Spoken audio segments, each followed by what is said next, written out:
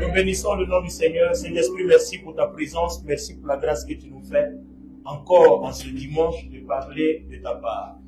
Nous bénissons ton nom et nous saluons la présence et le nom de Jésus au milieu de nous. Nous voulons lui confier tout et lui demander de nous diriger par son esprit, nous diriger par sa grâce.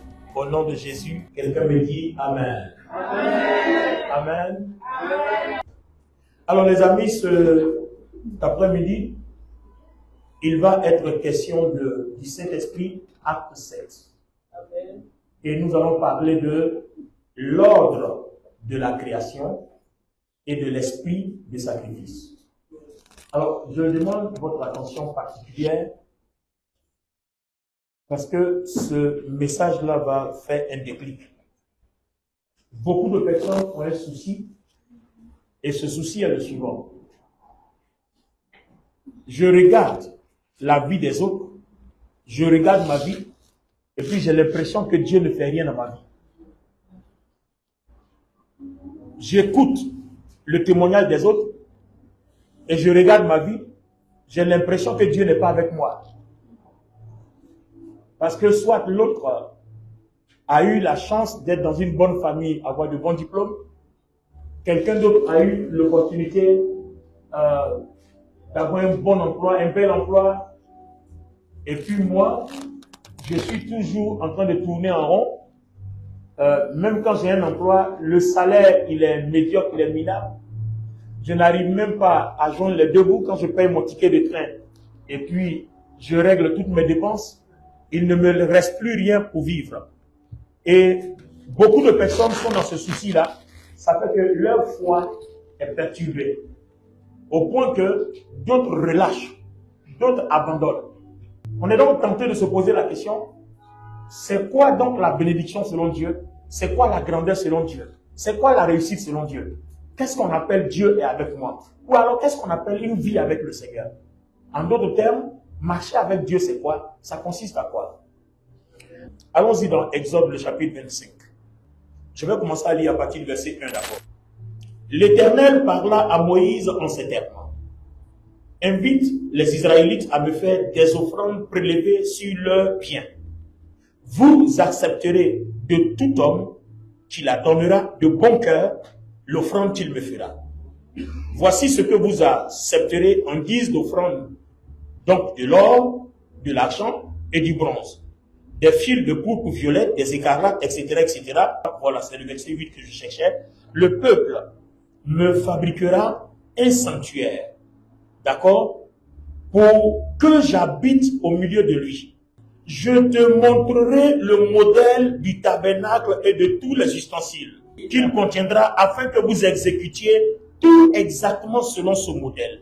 Donc, suivez s'il vous plaît, j'ai besoin de votre attention. Il dit, vous allez me faire un sanctuaire. En fait, j'ai souci de votre vie. Vous comprenez, c'est Dieu qui parlait. J'ai souci de votre vie. Je veux vous faire du bien. Et pour que j'arrive à vous faire du bien, il est important, nécessaire que j'habite au milieu de vous. Donc, quand je serai au milieu de vous, que ma présence inondera vos vies, il y a beaucoup de portes et d'opportunités qui s'offriront à vous. Amen. Vous comprenez? Amen. Mais attention, je ne peux pas habiter au milieu de vous n'importe comment. Vous allez me faire un sanctuaire. Des gens vont m'apporter des offrandes pour faire un sanctuaire, mais vous apporterez de bon cœur. Mais vous préleverez ça sur vos biens. Parce que moi, je vais habiter au milieu de vous. C'est pour votre intérêt. Mais il dit bien, vous allez faire le tabernacle qui me permettra d'habiter au milieu de vous là. Vous allez le faire selon le modèle. Exactement selon le modèle que je te montrerai. Alors, je suis en train de comprendre. Si le tabernacle est fait selon un autre modèle, Dieu n'habitera pas au milieu de vous. Amen. Amen. Est-ce que vous comprenez? Amen. Donc, le tabernacle doit être fait selon le modèle. Alors, première analyse, sinon première remarque.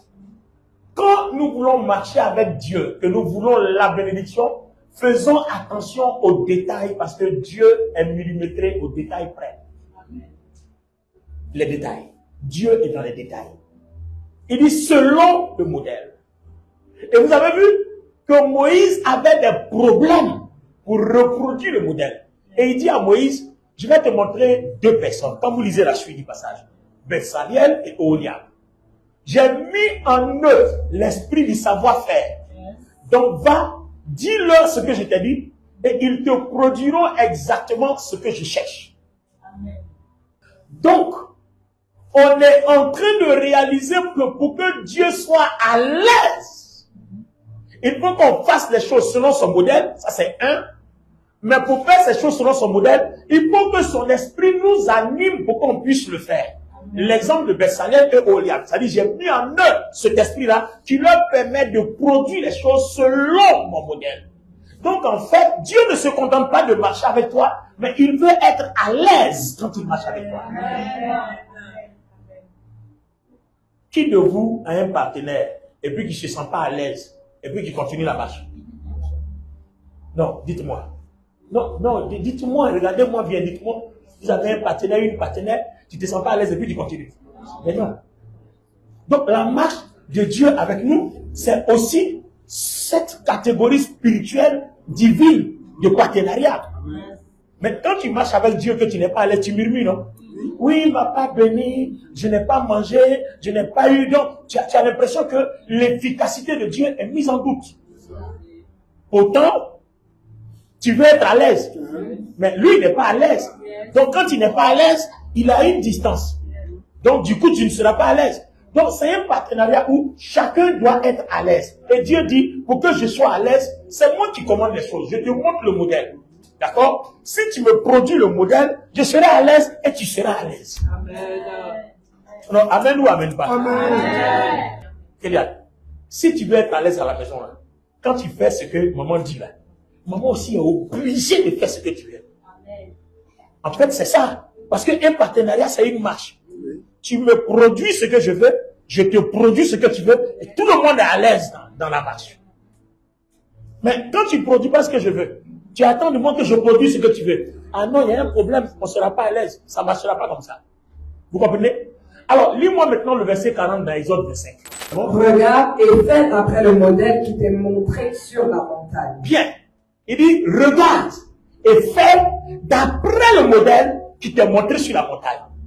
Donc, il dit, regarde et fais. Donc, je vais prendre ce verset-là, je vais le mettre en parallèle avec Genèse chapitre 1, verset 30. D'accord? Alors, lis-nous Genèse 1, 31. Dieu considéra tout ce qu'il avait créé, c'était très bon. Il y eut un soir, un matin, ce fut le 6e jour. Quand vous allez lire dans toutes les versions de la Bible, vous allez remarquer que Dieu a tout créé, jusqu'il a créé l'homme, il a regardé, il a vu que tout est bon et très bon. Donc en fait, l'ordre de la création obéit à un modèle qui plaît à Dieu. Et Dieu qualifie ce modèle-là de bon et très bon. Amen. Je veux actualiser ça. C'est-à-dire, te voilà assis, te voilà assise. Dieu t'a créé. Donc ton produit fini, quand Dieu le qualifie, il dit le produit est bon, le modèle est bon et le modèle est très bon. Est-ce que vous comprenez? Amen. Donc Dieu se sent à l'aise avec ça. À quel moment est-ce que Dieu ne se sentira plus à l'aise? Quand nous sortons de ce modèle, on fait de toi un modèle et puis toi-même tu trouves que le modèle là ne te plaît pas. Donc tu veux changer de modèle.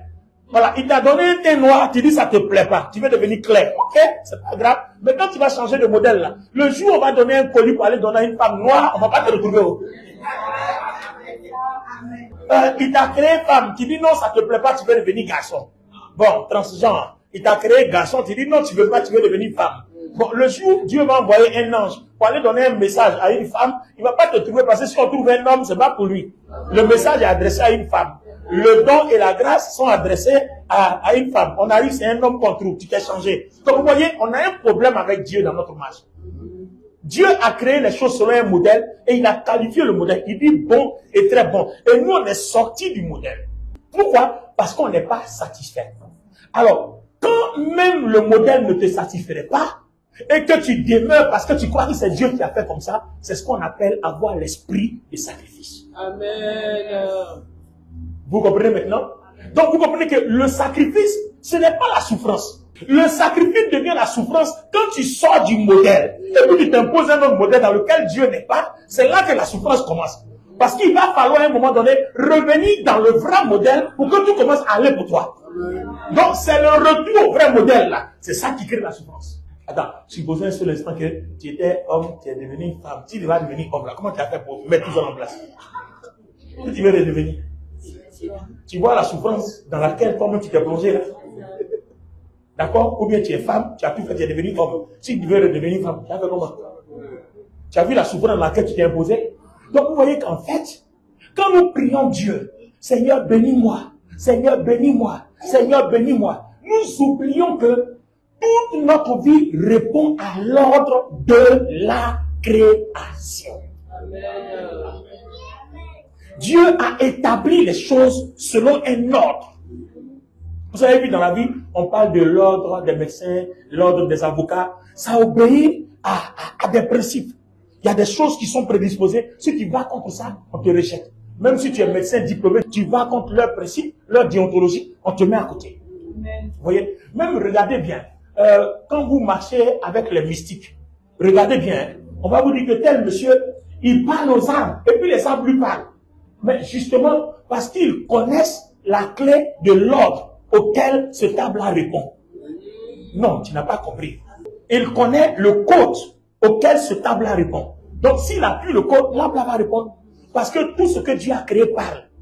On dit même les arbres, toute la création loue Dieu. Les arbres, les herbes louent Dieu. La terre même ouvre sa bouche pour avaler, forêt, Dathan, Abiram et leur groupe. Donc la terre a une bouche, elle parle. Tout ce que Dieu a créé s'exprime. Mais il faut savoir dans quel ordre ça se passe. Amen. Vous comprenez? Donc toi aussi en tant qu'être humain, tu as été créé dans un ordre. Donc si tu obéis à cet ordre-là, que tu restes selon les formalités qui accompagnent ta vie, parce que ta vie sur terre obéit à quoi? À un but divin.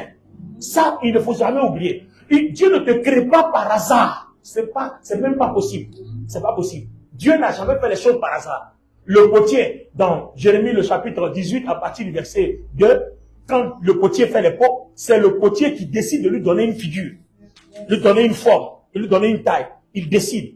Alors que la Bible dit quoi? Dieu a pensé, Dieu a réfléchi, et puis Dieu a fait. Donc en fait, toi et moi, notre création, notre but sur terre n'est pas le fruit d'une imagination. Non, c'est le fruit d'une pensée mûrie et fertilisée. Est-ce que le Saint-Esprit parle à quelqu'un? Vous comprenez?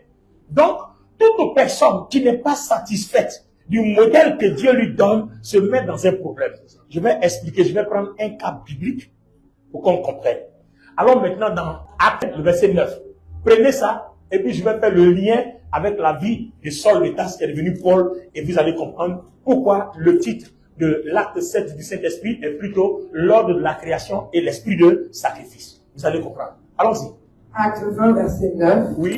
Or, un jeune homme nommé Titus, qui était assis sur la fenêtre, s'endormit profondément pendant le long discours de Paul. Pendant que Paul enseignait, en fait, il enseignait dans une maison, je crois, c'est au premier ou au deuxième étage. Bon, lisez un peu plus haut, vous allez voir. Donc, l'enseignement était long. Hein?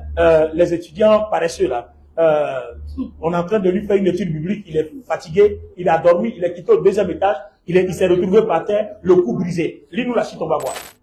Entraîné par le sommeil, il tomba du troisième étage en bas. Très bien, moi j'ai dit deuxième, moi-même j'ai été gentil. Troisième, d'accord? Et quand on voulut le relever, il était mort. Mais Paul étant descendu, se pencha sur lui. Il se pencha sur lui. Et le prit dans ses bras. En disant, ne vous troublez pas, car son âme est en lui. Son âme est en lui. Quand il put remonter, il remplit le pain, il mangea, et il parla longtemps encore, jusqu'au jour, après quoi, il partit. Donc, quand il est arrivé, il a pris l'enfant dans ses bras, et dit, ne vous inquiétez pas, son âme en lui. Ils sont remontés, ils ont pris la Sainte Seine, et puis l'enfant a été guéri, c'est assis là, il a continué l'étude biblique tranquillement, et puis le matin, ils sont partis, comme si rien n'était. Alors, maintenant, l'explication. Comment il savait que ce Saul de Tarse là, ancien meurtrier, soit un homme aussi charismatique, on dirait Dieu, sur terre? Vous l'oubliez, non? le Seigneur Jésus-Christ, dans Actes des Apôtres, le chapitre 9, rencontre Saul de Tarse le meurtrier, qui venait tout fraîchement de faire assassiner en tant que tête d'élite le diacre Étienne, un évangéliste puissant. Il partait maintenant à Damas pour aller exterminer les autres serviteurs de Dieu comme Ananias. C'est là que le Seigneur l'arrête. Et quand le Seigneur l'arrête, il lui dit, va, rentre dans la ville, à tel endroit, on te dira ce que tu as à faire. C'est-à-dire, Dieu lui impose un ordre. Vous comprenez? Celui pour lequel il devait vivre. Et au lieu de vivre ça, il a commencé à tuer les gens. C'est pas pour ça. Donc Dieu lui impose un ordre. Ananias va venir, Ananias va discuter avec le Seigneur, c'est un meurtrier, on dit, oh, Ananias, il faut laisser ça. C'est un instrument de choix. Il a un ordre. Il doit suivre quelque chose. Va, aide-le, remets-le sur le chemin. Tout ça là, c'est des bavadailles, mettons de côté. Saul de Tarse, quand il commence son ministère, Dieu lui impose de ne pas se marier. C'est un don. Toi, tu pleures parce que tu n'es pas marié. Lui, il a le don de ne pas se marier. De vous deux là, qui est bon chrétien? Toi, tu pleures parce que tu n'es pas marié. Lui, Dieu lui a donné le don de ne pas se marier. Donc, de vous deux là, qui est bon chrétien, qui est vrai chrétien, qui est béni et qui est maudit? Vous voyez un peu ce que nous sommes? En fait, on ne sait même pas à quoi répond notre existence sur terre. Notre existence sur terre répond à quoi? Voilà tout le problème. Alors, comment que toi, tu fais la fête avec ton mari ou ta femme? Ce monsieur-là, lui, n'a pas le droit de faire ça. Il doit se consacrer au Saint-Esprit tout le long de sa vie. Tu es content, tu t'enjailles. Lui, il est dans la consécration. Pourtant, si on lui proposait ce plaisir-là, bien sûr, la chair aurait dû s'enjailler aussi. C'est pas lui-même qui a dit, la chair est faible, mais l'esprit est bien disposé. Donc, tu comprends qu'il dit que moi aussi, je pourrais aussi me prendre des femmes comme les autres. Comme les pierres, comme les gens, je pourrais aussi me prendre une femme. Mais le Seigneur ne me l'a pas permis. Donc, vous voyez que le sacrifice de Paul n'est pas un sacrifice que lui-même il s'est imposé parce qu'il a envie de faire. C'est comme ça que Dieu a voulu que sa vie soit. Et comme Dieu a voulu que sa vie soit comme ça, il y a des dons et des grâces qui accompagnent ça. Pourquoi? Parce qu'il a accepté le sacrifice de marcher comme Dieu veut. Parce que quand nous remplissons l'ordre de la création, nous sommes en train de permettre à Dieu d'avancer sur terre. Quelqu'un comprend ça? Vous voyez que ça change notre vie de prière. Ça change tout. Au lieu de venir dire, Seigneur, je veux un mari, je veux une femme, je veux du travail, je veux des papiers, je préférerais plutôt dire, Seigneur, à quoi répond ma vie sur terre? Quel est ton but divin qui est attaché à ma vie? Qu'est-ce que je suis appelé à faire? Maintenant, quand Dieu te dit ce que tu es appelé à faire, il se pourrait qu'en voyant la vie des autres, ça ne t'arrange pas. Tel est marié, son mari est riche, et puis ton mari est pauvre. Souffrez tous les jours. Oh, l'autre là, quand à son anniversaire, voiture, iPhone 25, Pro Max. Voilà, on n'est pas encore arrivé là-bas, mais elle a ça déjà. Parce que monsieur a les moyens. Voilà, comment avancer? On n'est pas encore arrivé là-bas. Et puis toi, quand tu sors net, le chapeau est en face de ton magasin. Tu comprends? Et quand tu sors le matin, pendant que tu es à pied en train d'attendre, commander les bottes, les machins et tout ça qui viennent jamais, et ils sortent avec les Lamborghini, les Porsche, et ils passent devant toi, ils s'en vont. Et puis maintenant, c'est comme ça que j'entends les chrétiens. Eh Dieu, à quand mon tour? Voilà, à quand ma victoire? À quand ma part? Est-ce que le Seigneur te parle bien ce après-midi? Donc Seigneur, à quand ma victoire? Donc vous êtes en train de comprendre qu'en fait, nous n'avons pas compris que, même dans la Bible, Dieu dit, à chacun, la grâce de Dieu est donnée selon l'utilisation, bien l'utilité commune. À un, il est donné ça. À l'autre, il est donné ça. À un autre, il a donné ça. À l'autre, il a donné ça. Mais attention, tout ça, c'est pour que Dieu puisse atteindre ses objectifs. Amen. Donc toi, tu n'as pas eu prophétie. Comme l'autre, lui, il voit clair dans les détails, c'est ça là que tu veux. Comme lui aussi, le Père des miracles, il ressuscite les morts, c'est ça là que tu veux. Alors que normalement, toi, tu dois construire seulement les églises pour que les gens viennent ressusciter les morts dedans, pour que les gens viennent donner les révélations en détail dedans. Si tu n'as pas construit ta maison là, où ils vont ressusciter les morts, où ils vont donner les révélations en détail. Donc tu comprends qu'en fait, que que tu sois riche, que tu sois pauvre, Dieu nous a créés, on répond à un but divin. Et tout ça, ça permet à Dieu d'avancer sur terre. Vous voyez, quand vous comprenez ce message-là, votre relation avec Dieu change. Vous ne devez plus envier, vous n'êtes plus séduit, la convoitise, la jalousie, ça vous quitte. Parce que vous vous dites, si Dieu a voulu que je sois comme ça, c'est que c'est dedans que se trouve ma gloire. Moi, j'ai marché avec des gens qui se plaignaient parce que Dieu ne les a pas créés jolis comme les autres. Il dit, hey! Donc, tu te plains parce que tu n'es pas joli. Donc, ils sont jolis là. Ils ont fait 30 ans, 20 ans seulement, et puis ils sont morts de sida. Donc, toi-même là, ta façon dont tu as été là, ça t'a sauvé. C'est ça qui fait que tu as vécu maintenant. Et puis quand le temps arrivait, Dieu a commencé à te rendre beau, belle. Il a commencé à t'embellir. Le temps est arrivé. Regardez, je prends moi mon cas. J'étais à l'école. Quand Dieu m'a fait sortir brutalement de l'école pour devenir pasteur, by fire, by force. Je n'ai pas fini mes études. Ma famille n'était pas d'accord, m'a persécuté. Alors, quand j'ai commencé à servir le Seigneur, à un moment donné, je me rends compte que j'avais besoin d'aide. Parce qu'il rentre dans quelque chose de compliqué. Donc, je suis en train de prier, Seigneur, on fait comment? Parce qu'à cette époque-là, j'avais eu la grâce, je vous parle de quelque chose qui a plus de 35 ans en arrière, hein, parce que moi je suis de la génération des serviteurs de Dieu de 89-90. Donc ça fait au moins 35 à 36 ans en arrière. Il y a un ticket jaune comme ça à l'époque. Quand tu as ça, ça te permet d'aller à l'ambassade et puis ça te donne du travail aux États-Unis. Donc beaucoup de nos amis sont passés par là-bas, par là aux États-Unis pour continuer leurs études. Donc c'est un d'entre eux qui m'a filé le réseau. Et puis, n'ayant pas l'argent, il m'avait demandé à cette époque-là 20 000 ou 15 000 à Biguen. De toute façon, c'est beaucoup. Donc, j'ai trouvé, je lui ai donné, et puis j'ai eu un ticket, c'est jaune comme ça. Et il y a le genre d'emploi que tu dois faire aux États-Unis dessus. Donc, quand tu vas avec ça, en collaboration avec l'entreprise qui est là-bas, on te prend. Donc, quand tu arrives, c'est comme un peu ce que vous appelez, comment on appelle ça, alternance. Voilà, tu travailles pour eux, et puis tu vas à l'école en même temps. C'est à cette période-là que moi, je suis appelé à servir Dieu, et puis à laisser tout ça. Alors qu'il y a un pays que j'aimais, c'est les États-Unis, qu'on dit Amérique.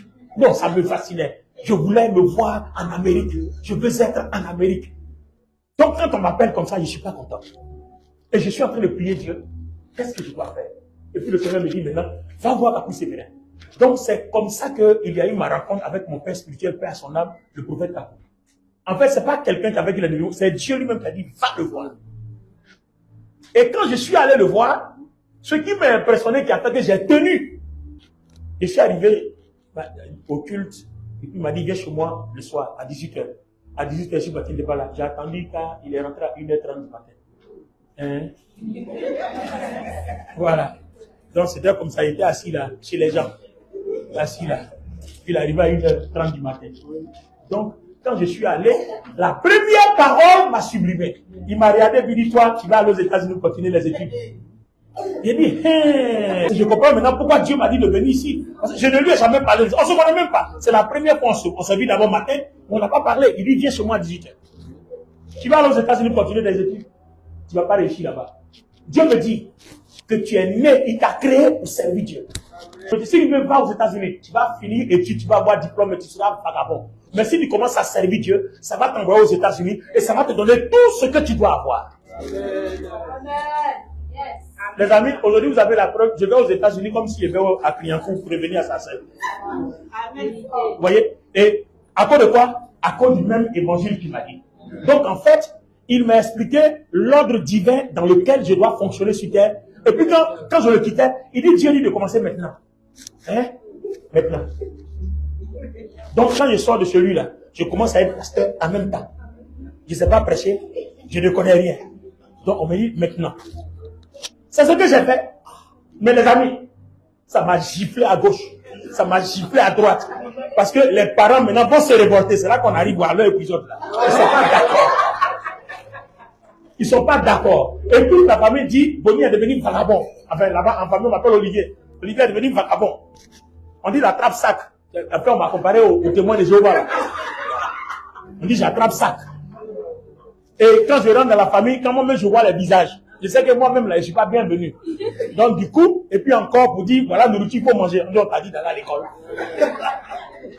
Donc les amis, C'est dans ça là que j'ai galéré.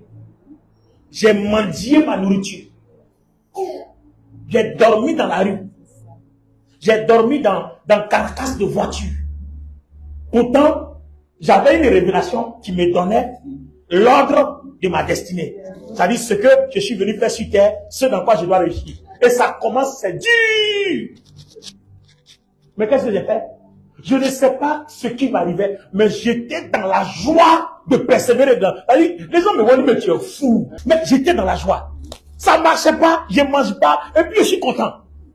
Tout le monde dit que tu es vagabond, et puis tu es content. C'est-à-dire ma vie était dans une ligne incertaine. Je ne sais même pas si ce que le monsieur l'a dit là, ça va se réaliser. Mais au moins j'étais confiant parce que comme il ne sait pas, et puis il a dit ce que je dois être. Donc je me dis, si le début est vrai, c'est que la fin est vraie. C'est l'intervalle là qui est compliqué. Mais allons seulement. Donc les amis, c'est dans ça là que je persévérais. C'était difficile.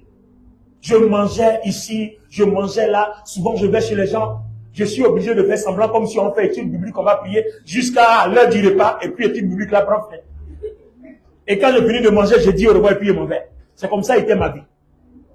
Les amis, c'est dans cette persévérance-là, je suis resté jusqu'à un matin, dit avec moi, bim!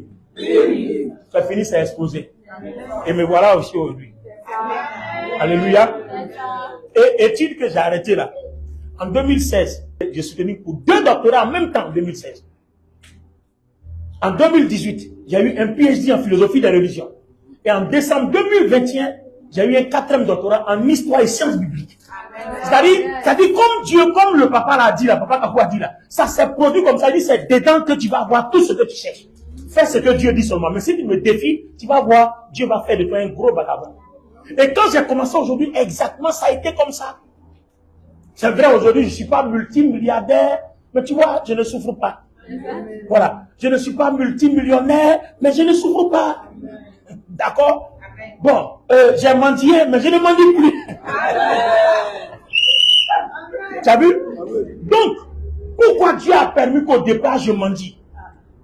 Parce que il fallait cultiver en moi l'esprit de sacrifice. Le fait d'accepter d'être ce que Dieu veut que je sois. En fait, c'est ça qui arrange Dieu. Vous savez combien de personnes mon ministère envoyé à Christ? C'est à la gloire de qui? Attends, si moi je t'envoie Jésus-Christ, moi il gagne quoi? Non.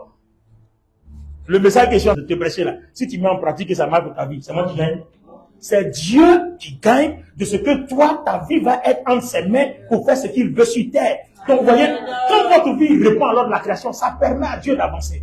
Si la vie de tous les êtres humains sur la terre était comme ça, Dieu n'aurait aucun problème avec la terre. Amen. Maintenant, je reviens dans le cas de Saul de Tarse. C'est comme ça que la vie de Saul de Tarse a été un sacrifice. Il ne peut pas se marier, il n'a pas d'enfant, et puis il se promène comme ça, juste pour l'œuvre de Dieu. Mais il a accepté. Mais aujourd'hui, regarde les chrétiens, quand quelqu'un n'a pas d'enfant, Seigneur, tu as donné des enfants à tout le monde, moi je n'en ai pas, tout le monde est marié, j'ai 60 ans, il n'est même pas marié, il n'est pas d'enfant, ça marche normalement, ça va, mais c'est quoi ton problème? What's your matter? Quel est ton problème? Tu veux que Dieu se serve de ta vie pour glorifier son nom, ou alors tu as envie de te servir de toi-même pour glorifier ton nom? Bon, d'accord, dans ce cas, vas-y, et puis on va voir comment tu vas finir. Reste tranquille. Ta vie de prière doit être, Seigneur, ma vie la répond à quoi? Au lieu d'aller t'asseoir, mettre à genoux pour demander des choses, demande au Seigneur, en quoi est-ce que je peux être utile à toi sur cette terre? La chose dans laquelle tu vas lui être utile, c'est dedans que se trouve tout ce que tu demandes là. Quand je naissais, je n'ai jamais su que j'allais être français un jour. Quand il venait en France, mais je ne venais même pas pour ça. Mais c'est le passeport français là qui me fait partir aux États-Unis, au Canada, en Angleterre, partout gratuitement, sans visa. Même si on a visa maintenant, là, quand ils présentent mon passeport rouge Bordeaux là, pour moi on ne refuse pas. Alors que pour les autres on refuse. Pourquoi? Parce que j'ai accepté l'esprit de sacrifice qui, pour ma vie, répond à un ordre, à un but divin.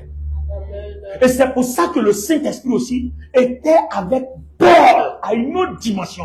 Donc vous voyez que quand votre vie répond à l'esprit de sacrifice, répond à l'ordre de création, vous voyez, le Saint-Esprit va trouver une place en vous. Pourquoi? Parce que Dieu est glorifié tous les jours que vous vivez.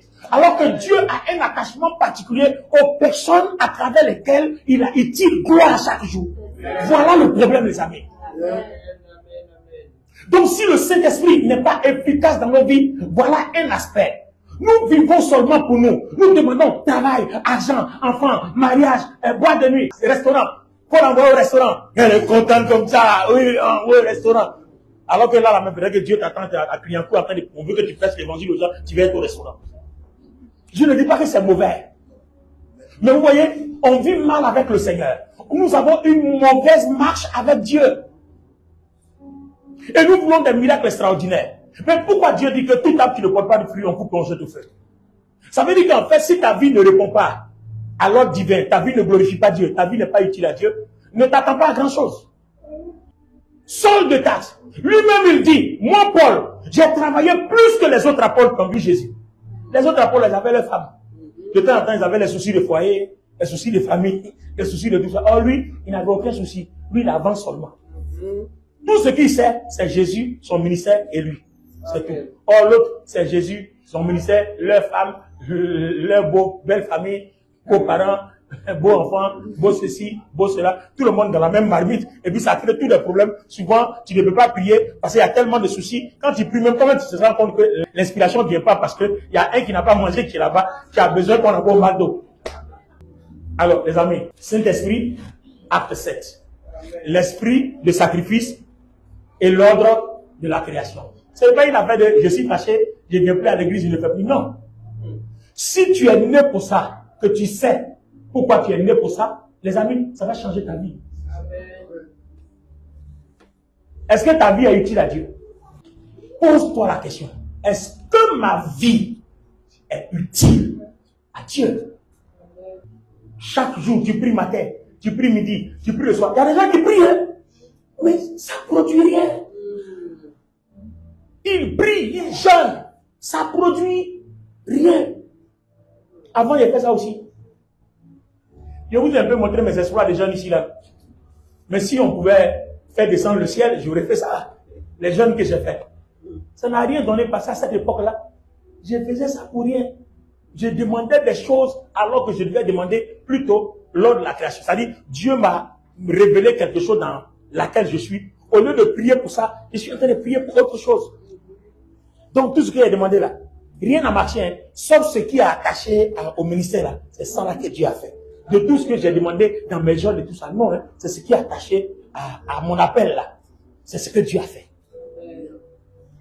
Alors, cet après-midi, mon objectif est que toi et moi, on ouvre nos yeux et on se réveille. Nous allons prier, nous allons demander à Dieu de se révéler à nous.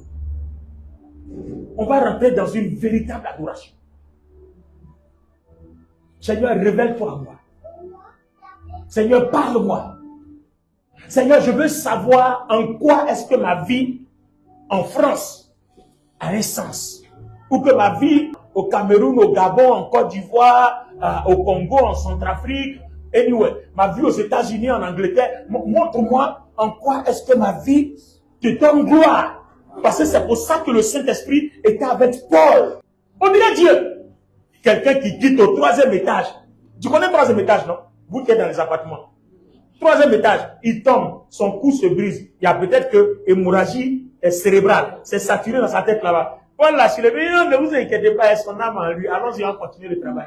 Ils arrivent en haut là-bas, ils prennent la Sainte Seine là, tu vois. Ils prennent la Sainte Seine là, ils mangent, ils rendent gloire au Seigneur Jésus pour sa mort et sa résurrection. Le jeune homme se lève, il s'assoit et il continue les cours bibliques. On dirait c'est amusement.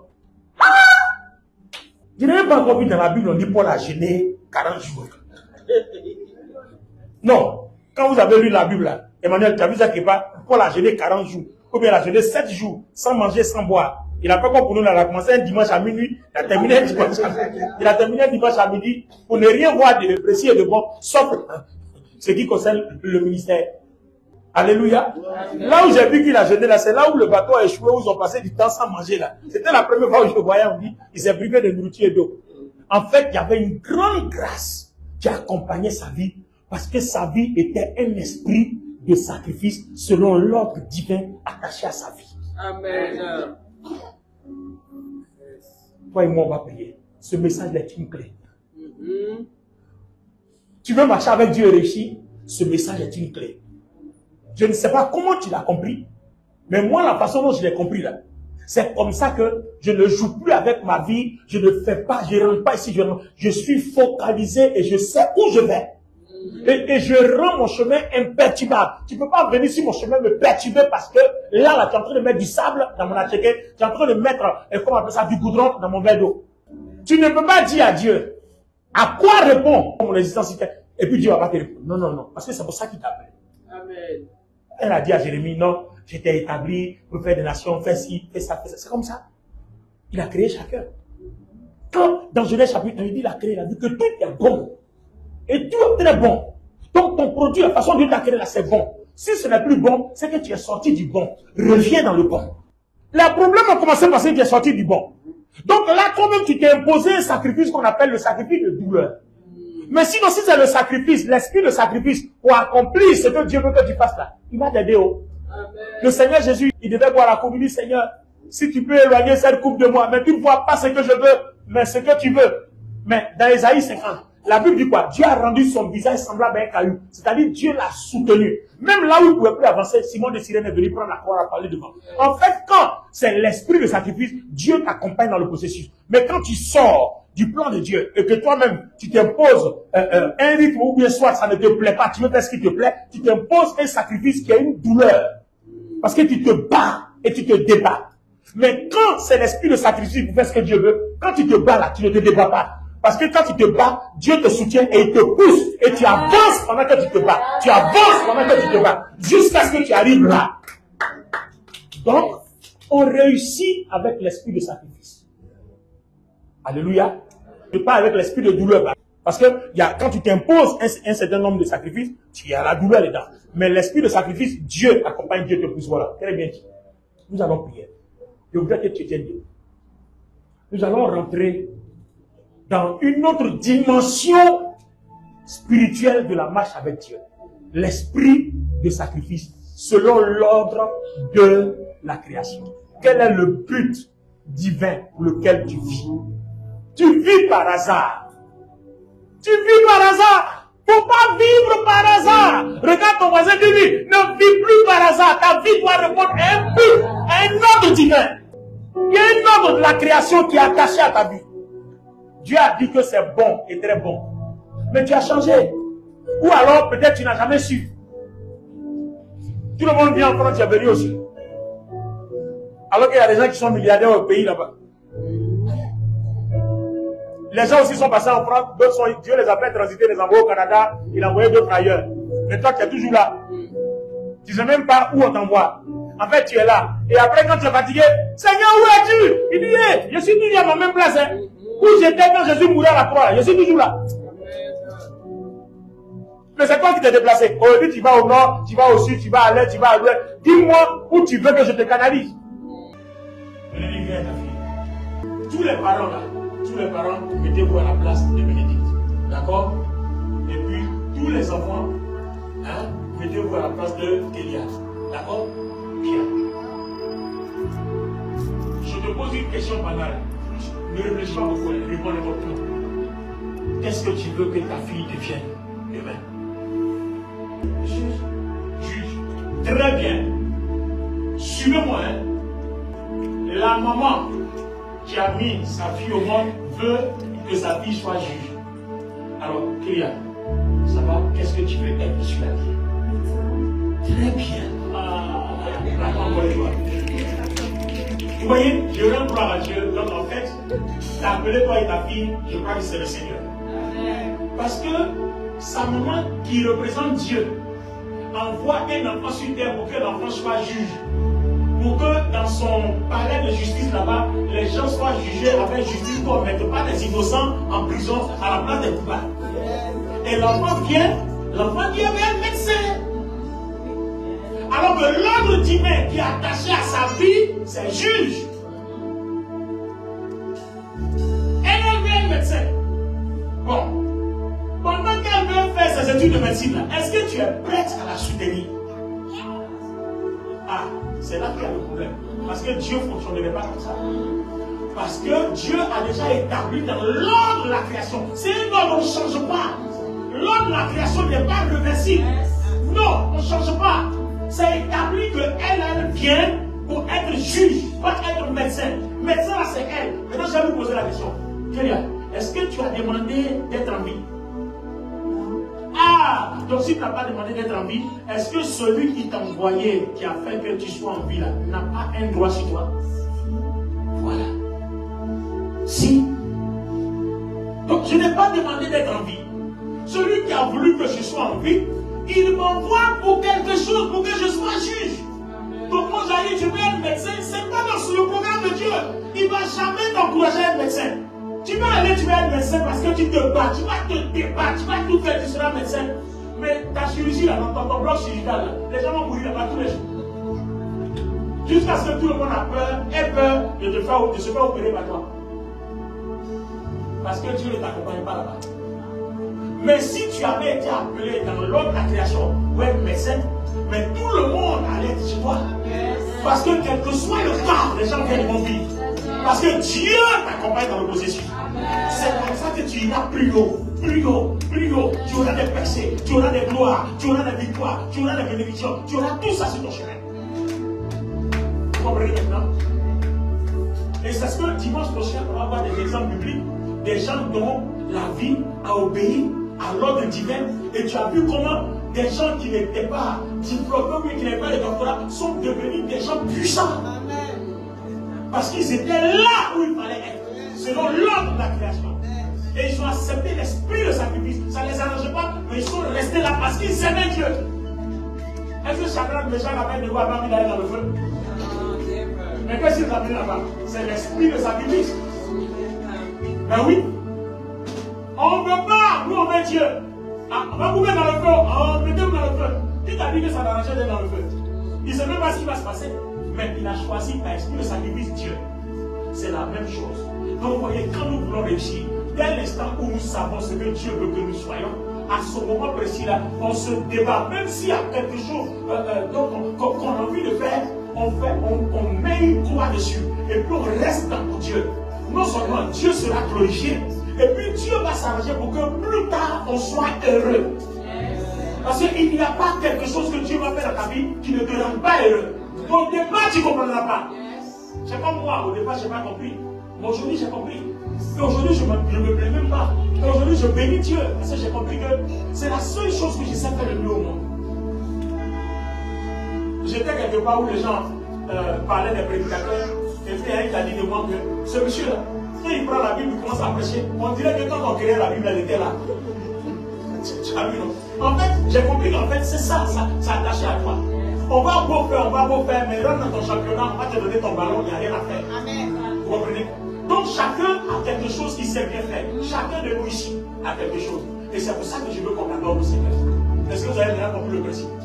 Donc ne nous contentons pas de chanter. Ouvrons nos cœurs, ouvrons notre esprit, et puis rentrons, allons-y dans le bois sacré de Dieu. Allons-y chercher ce que Dieu veut.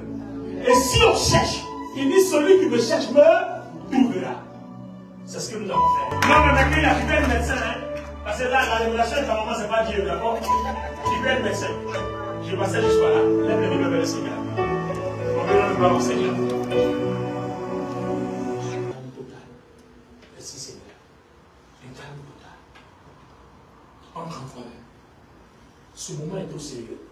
Les amis, on est fatigué de souffrir, on a trop souffert. C'est bon comme ça. C'est la parole de Dieu qui nous enrichit, qui nous ouvre les portes. On fait des choses, ça ne réussit pas. Alors qu'on dit on est chrétien. Mais la Bible ne fonctionne pas comme ça. Dieu a créé les choses, tout fonctionne dans des normes, dans des principes. Le Saint-Esprit peut s'attacher à quelqu'un, se manifester puissamment. Pas parce que la personne prie ou jeûne beaucoup. Mais justement parce que la personne est dans l'ordre dans lequel Dieu l'a appelé. Quelqu'un a simplement, Dieu a donné une belle taille, simplement à quelqu'un juste pour être mannequin. C'est là-bas que ces milliards sont sortis. Il y a quelque chose qui est attaché à ta vie. Ta souffrance doit s'arrêter. Seigneur, parle-nous. Seigneur, parle à nos cœurs. Seigneur, parle à nos cœurs. Celui qui prend ce message au sérieux. à tracer la porte de sa vie, à trouver le chemin. Tu as dit tu es le chemin, tu es la vérité, tu es la vie. Celui qui a trouvé l'ordre, la création, a trouvé le chemin, a trouvé la vérité et a trouvé la vie. Seigneur, parle-nous. Parle-nous, Seigneur.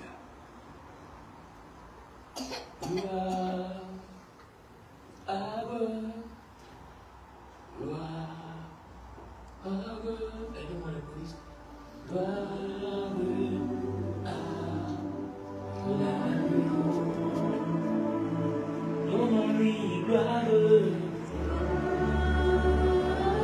Je ne sais pas sur la voie, oui, allez-y. N'allez pas la pluie, allons-y doucement.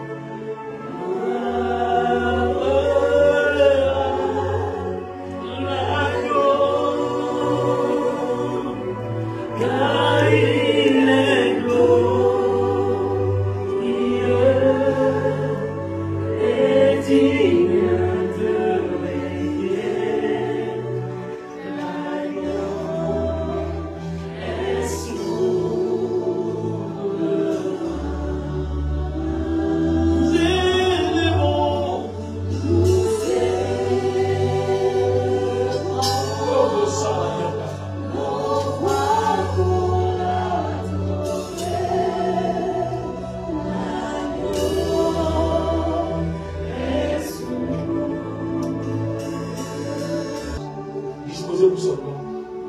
Je prophétise et je parle sur ta vie selon que le Saint-Esprit m'exprime. Seigneur, de la manière dont Ananias imposa les mains à Saul de Tarse et les écailles tombèrent de ses yeux, je déclare à partir d'aujourd'hui que tout voile qui cache leurs yeux spirituels et leur cœur maintenant soit déchiré au nom de Jésus-Christ.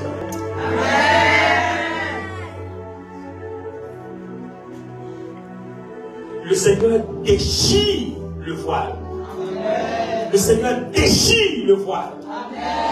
Le rideau qui cache les yeux de ton esprit à ton cœur, afin que ton cœur pénètre les profondeurs spirituelles de ton esprit. Le rideau est déchiré. Les écailles tombent. Les écailles tombent.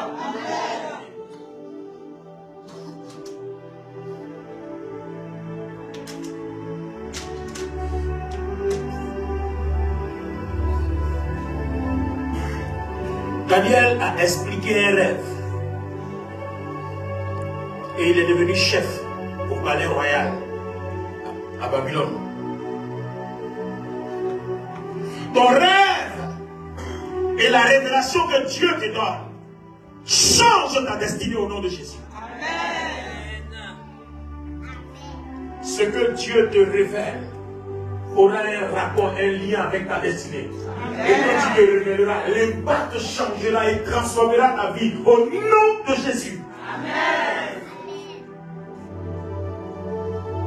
Seigneur, merci. Donne-nous un cœur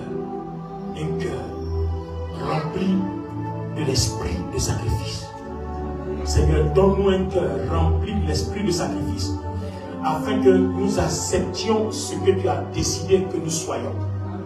Accepter d'être ce que tu veux que nous soyons, c'est pas accepter la médiocrité, mais c'est accepter ce que tu nous as imposé, le but pour lequel tu nous as créés. À quoi répond notre existence? Ce à quoi répond notre existence. Seigneur Jésus, prends le contrôle maintenant par ton Esprit Saint. Prends le contrôle maintenant par ton Esprit Saint. Prends le contrôle maintenant par ton Esprit Saint. Prends le contrôle maintenant par ton Esprit Saint. Prends le contrôle maintenant par ton Esprit Saint. Prends le contrôle maintenant par ton Esprit Saint. Merci pour ta bonté. Merci pour ta fidélité. Merci pour ta grandeur. Merci pour ta grâce. Je prie que toutes les personnes qui ont compris ce message, qui se lèveront pour marcher en fonction de ce message, que le Saint-Esprit les accompagne partout comme il a accompagné Paul. Que les miracles, au-delà de leur entendement, les surprennent et comprennent que tu es avec eux, qu'ils sont dans ton plan, qu'ils sont dans ta volonté. Et je déclare cette grâce sur ta vie au nom de Jésus. Je déclare cette grâce sur ta vie au nom de Jésus. Je déclare cette grâce sur ta vie au nom de Jésus. Je déclare tes yeux ouverts au nom de Jésus. Je déclare tes yeux ouverts au nom de Jésus. Je déclare tes yeux ouverts au nom de Jésus. Je déclare ton cœur ouvert au nom de Jésus. Je déclare la faveur et la grâce sur ta vie au nom de Jésus. Je déclare l'abondance de la vie au nom de Jésus. Je déclare l'ordre de la création sur ta vie au nom de Jésus. Je déclare le plan divin de Dieu sur ta vie au nom de Jésus. Seigneur, merci pour ta fidélité. Seigneur, merci pour ta fidélité. Seigneur, merci pour ta fidélité. Seigneur, merci pour ta fidélité. Je déclare que le plan de Dieu que tu as écouté, le message que tu as écouté, aujourd'hui, que le plan de Dieu s'attache à toi et ne te lâche plus. Si pour une raison quelconque, tu es sorti du plan de Dieu, tu étais très bon dès le départ, que Dieu te ramène dans l'ordre de la grâce. Je dis, par le Saint-Esprit, je dis, si pour une raison quelconque, tu es sorti du plan de Dieu, tu étais très bon au départ, et que pour cela, des problèmes, des épreuves, des difficultés te sont imposées, que le Saint-Esprit te ramène dans l'ordre de la création. Afin que ta vie devienne très bon, très bon, très bon, très bon et très bon. Seigneur, merci pour ta fidélité. Toute la gloire te revienne au nom puissant du Seigneur Jésus-Christ. Donnez-moi gloire, amène fort, puissant.